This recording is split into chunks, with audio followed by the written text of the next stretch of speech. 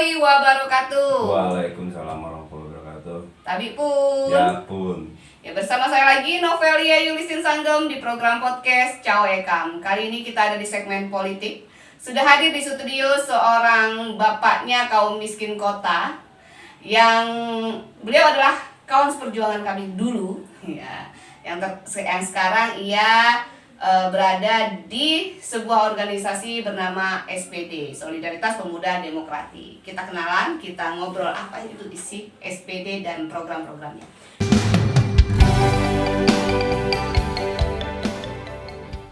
Nama beliau adalah Badri Proletar. Apa kabar, Bang? Baik. Baik. Gimana nih keadaan? Sehat? Alhamdulillah dalam waktu hari ini sehat, nggak tahu ke depannya. Nggak tahu ke depannya ya. Seperti kantong itu sepertinya. Iya. Hari ini sehat, besok belum tentu ya. Nah, Bang, apa sih SPD itu?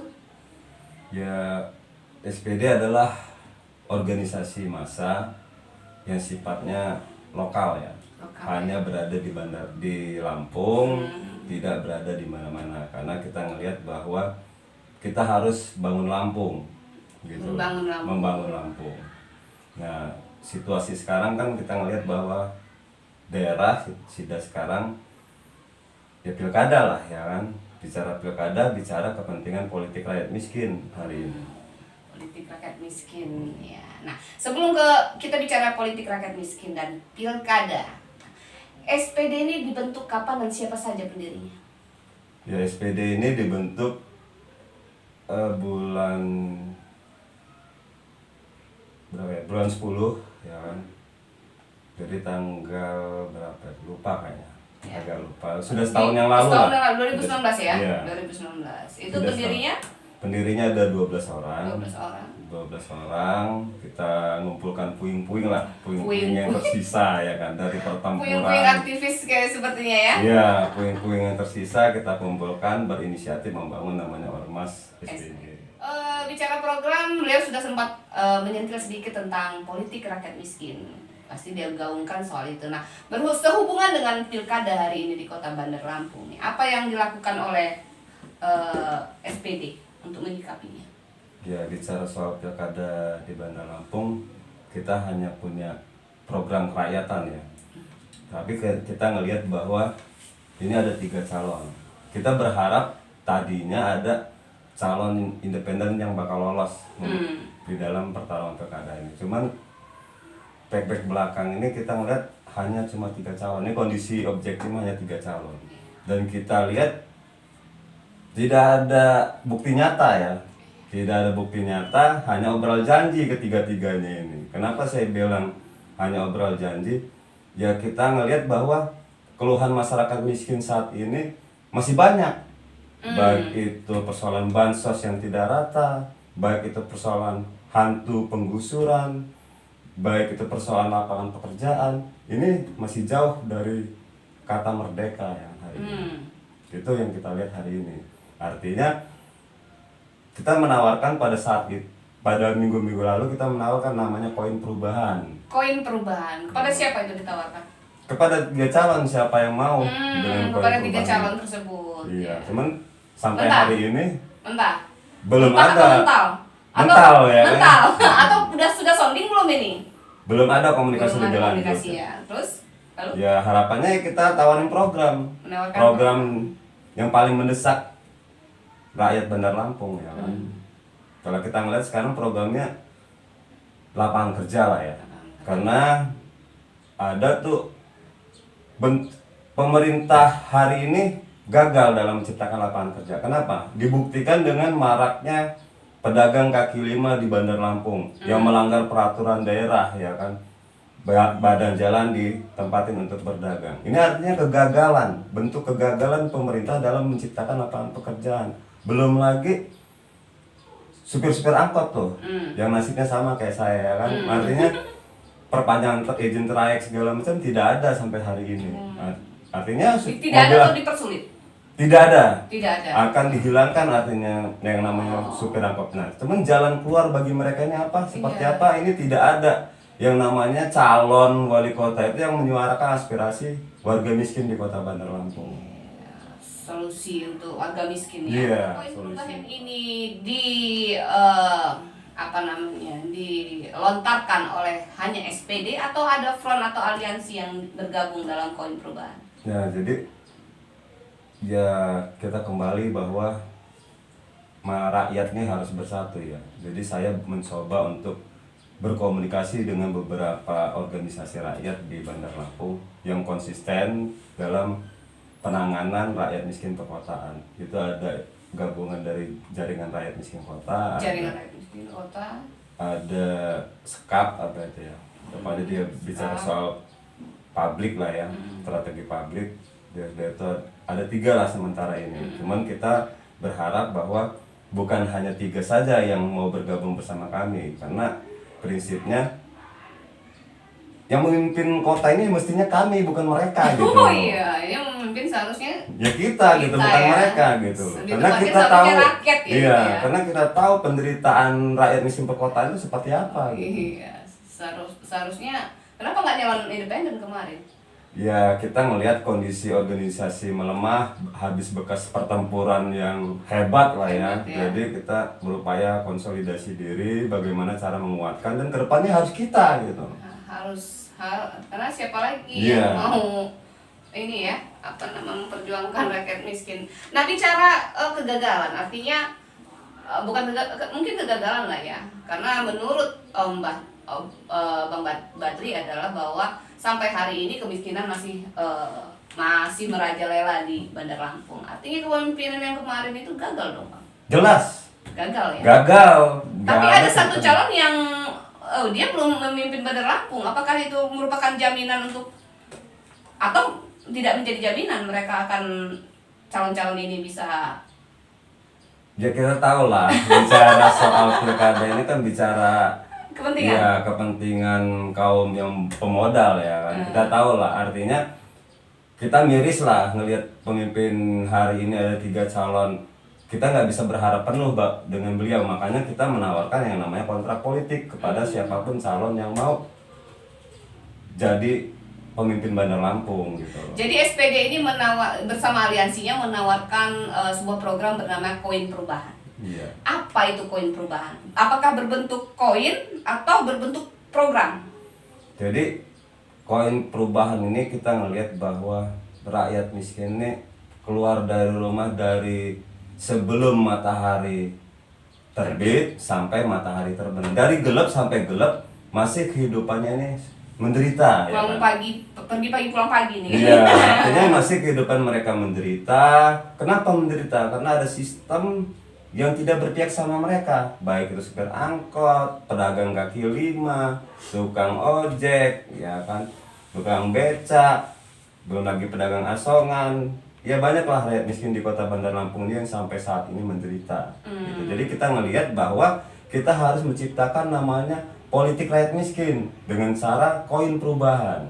Gitu. Koin perubahan ini adalah simbol perlawanan kaum miskin. Simbol perlawanan. Bentuknya seperti apa ini? Nah bentuknya kita ya menaruh simpati kepada masyarakat agar mengumpulkan koin dan koin tersebut ya kita akan buktikan bahwa begini loh cara nanti koin tersebut kalau sudah terkumpul ya begini loh caranya untuk ya kita jadiin barang, bisa kita bangun apa ya ini contoh konkret gitu, jangan hanya obrol janji. Oh gitu. Jadi SPD menawarkan kepada 3 calon ini untuk mengambil program koin perubahan ini dari SPD ya. Yeah.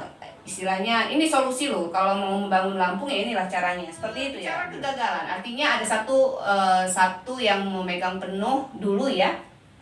Ya entah kerabat atau apa saya bilang ya. Mungkin ya dia punya peran juga karena nomor 3 ini kan suaminya dulu wali kota ya. Artinya ada hubungan lah istilahnya bicara pemerintahan masa lalu. Apakah nomor 3 ini juga salah satu yang akan ditawarkan? Iya, ketiga-tiganya. Ketiga-tiganya. Iya. Pernah gagal? Ya terkait pernah gagal itu suami ya kan, suami. tapi terkait ini istri kita nggak tahu ya kan. Tentu ya, Iya, belum siapa tentu. tahu dipimpin istri malah lebih maju lagi ya. Lebih maju lagi asal berani komitmen sama kita. komitmen integritas tentang koin perubahan dari SPD. Selain koin perubahan nih, program-program apa saja yang akan ada di SPD tentang politik rakyat miskin? Iya, jadi kita akan membangun namanya ke depan ya, bicara ke depan bahwa kita akan membangun namanya posko-posko pengaduan rakyat. Posko-posko pengaduan rakyat. Ya, karena kita tahu rakyat itu harus punya partisipasi kepada yang dikeluhkan, ya kan, dengan cara membangun posko, tempat curhat. Jadi posko itu tempat curhatan rakyat, ya kan. Kalau kita bangun hari ini koin perubahan itu tempat curhatan juga, menampung aspirasi warga kota, dan kedepannya kita akan bangun lagi sampai ke akar rumput. Kita akan bangun namanya posko-posko pengaduan rakyat, baik pengaduan apapun ya, yang terpenting itu berpihak kepada rakyat miskin. Apapun itu menjadi tempatnya advokasi rakyat miskin ya, apapun lah ya. Misalnya salah satu calon mengambil programnya, harapannya apa sih untuk untuk calon yang akan? Ya harapannya harus ada kerja nyata. Kalau kita ngeliat kan hari ini adalah obrol janji. Obrol janji. Misalnya nih, ini mereka ambil nih koin perubahannya milik SPD nih. Jadi seperti apa teknisnya? Apa mereka mengambil koin-koin itu lalu teknisnya seperti apa? Ya teknisnya saya bilang tadi kerja nyata. Misal hari ini bicara soal pendidikan.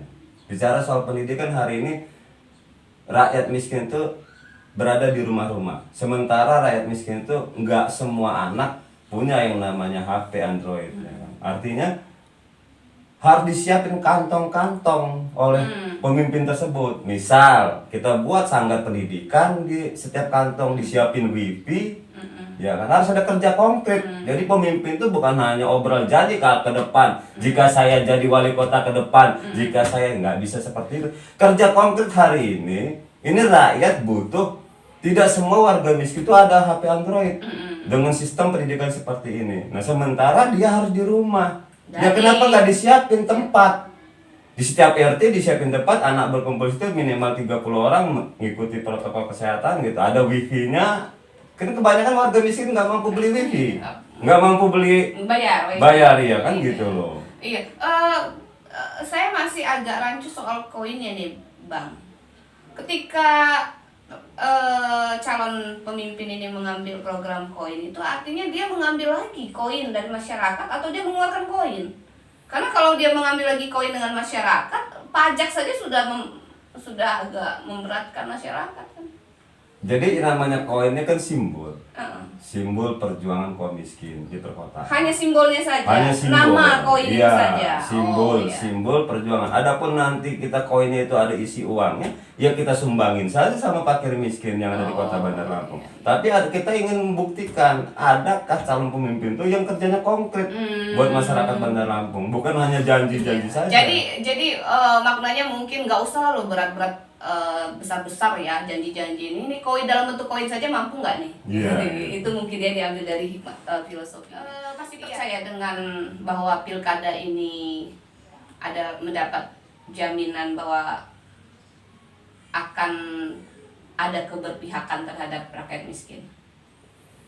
Ya sesungguhnya kita tahu lah proses pilkada ini, kita tahu bahwa partai politik ini percaya ada dugaan lah partai politik ini tidak ada yang tidak bermahar ya kan? Artinya dalam proses masyarakat atau pemimpin itu untuk nyalon wali kota saja harus mengeluarkan bermiliar-miliar. Ya kita sih miris saja bahwa pemimpin ke depan mau seperti apa, kita tahulah itu secara otomatis nanti dia akan memulangkan modalnya, akan kembali karena proses politiknya seperti ini. Tapi fungsi kita di sini ya mengontrol kebijakan itu, alat kontrol. Kita di sini sebagai alat kontrol. Kalau memang dia ke depannya salah ya ngapa kita harus berdiam diri. Gitu. Nih, misalnya nih salah satu calon, misalnya nomor 4 nih yang ambil, walaupun nggak ada 4 ini bias ya, saya lah nomor 4 nih ambil koin perubahan. Lalu kemudian ketika dia menang, program yang yang ditawarkan oleh SPD ini tidak diakomodir, tidak hanya janji palsu juga. Yang penting dapat suara nih saat ini kan. Itu seperti apa nih? Akan dikritisi juga? Ya kita di sini. Atau ikut berpangku-pangkuan? Ya kita di sini critical support ya. Critical support ya. Ya artinya jika memang kebijakan itu pro sama rakyat miskin, ya kita dukung penuh berada di depan. Tapi jika memang nanti ke depannya dia mengkhianati apa yang dari cita-cita koin perubahan, ya kita lawan rame-rame. Maknanya di sini kita harus konsolidasi rakyat miskin untuk suatu perubahan. Untuk suatu perubahan ya, karena Om Badri ini yang masih konsisten di garis perjuangan rakyat miskin. Salut buat Bang Badri menyikapi transaksional rakyat, bicara program ke depan, kebijakan ke depan lah, nanti dulu pikir rakyat kan. Soal transaksionalnya kayak mana ini? Ya kenapa rakyat bicara transaksional? Karena elitnya transaksional hari ini. Ya kan, yang mau jadi pemimpin itu transaksional. Kenapa saya bilang transaksional? Ya hari ini nggak ada yang namanya politik tanpa mahar, itu nggak ada saya rasa. Udah kita dengung-dengung kan politik tanpa mahar sudah berapa kali elit-elit politik ngomongin politik tanpa mahar. Tapi kalau saya ngelihatnya ya kayaknya nggak mungkin politik tanpa mahar. Iklimnya itu sudah seperti itu. Iya, Lalu gitu. Salahnya di mana nih masyarakat rakyat? Lalu salahnya di mana nih ketika pemimpinnya sudah jadi akhirnya kan gue udah beli putus katanya dengan orang masyarakat. Nah, apakah salah juga nih masyarakat, Mbak? Menurut kalau masyarakat tidak bisa kita salahkan. Nggak bisa ya? Nggak bisa. Karena semua itu salahnya terletak sama pemimpinnya. Terletak kepada partai politiknya. Kenapa hari ini bicara partai politiknya? Saya kan pernah nyalon wali kota juga 10 tahun yang lalu. Kita bicara partai politiknya ini tidak ada kaderisasi yang tepat gitu ya. Tidak lemahnya kaderisasi. Sudah itu ada kader-kader comotan. Ini lemah di partai politik. Artinya partai politik hari ini tidak mengajarkan politik kepada rakyat. Yang diajarkan ya transaksional hari ini. Jadi karena dia comotan, ya berani bayar berapa, kita rekomendasi, ya hari ini seperti itu gitu. Ini seperti itu. Jadi kalau hari ini rakyat berpikir transaksional, jangan salahin rakyat. Yang salah itu pemimpinnya, yang salah itu partai politiknya tidak pernah mengajarkan politik kepada rakyat. Jadi bicara solusi transaksionalnya seperti apa ada? Ya solusi transaksional ya tadi itu, rakyat miskin harus membangun organisasinya, berkumpul bersama SPD, kita bangun bersama-sama dan menolak politik uang. Iya, bukan hanya politik uang. Kata bicara hari ini ada bagi-bagi bansos pakai APBD, itu juga politik uang, ya kan? Menolak ini ya. Iya kan? Dan seharusnya memang harus ada komitmen dari ketiga calon untuk Iya. tidak menggunakan transaksional ya. Ya hari ini nggak mungkin. Kalau bicara tidak transaksional, kayaknya hari ini ketiga-tiganya transaksional. Iya, dimanapun ya, bukan Iya. hanya di Bandar Lampung saya kira ya, Betul. semuanya ya. Miris nggak, Mbak? Ya sangat miris. Miris ya, tapi ya mau gimana? Kondisinya seperti ini. Kondisinya seperti ini. Makanya kita buat alternatif lain bahwa forum warga kota ini adalah suatu alternatif buat menampung aspirasi warga miskin. Koin perubahan adalah salah satu Alternatif. untuk Menampung warga miskin. menampung aspirasi warga miskin. Sementara ini kita menawarkan program lah kepada ketiga calon tuh. Prinsipnya program itu kalau kita harus mendukung, dukungan ini bukan dukungan membabi buta, tapi dukungan kritik buat siapapun ketiga calon ini, gitu loh. Ya, artinya kesimpulannya bahwa SPD menawarkan kepada 3 calon untuk mengambil program dari koin perubahan. Ini adalah sebuah alternatif jalan keluar bagi warga miskin. Iya, seperti itu. Ya saya rasa cukup karena waktu juga kita masih banyak pengaduan masyarakat miskin ya kan. Iya. Bukan hari ini aja kita berkumpul, mungkin nanti minggu-minggu depan kita akan membicarakan langkah-langkah berikutnya ya kan. iya. Karena kita hari ini bicara program, besok kita belum tentu bicara program. Gitu. Terima kasih Bang Badri Proletar sudah bersedia hadir. Semoga tetap sukses dan tetap berada di garis perjuangan rakyat. Siap. Siap. Saya Novelia Yulisin Sanggem bersama Bang Badri Proletar pamit undur diri. Wassalamualaikum warahmatullahi wabarakatuh. Waalaikumsalam.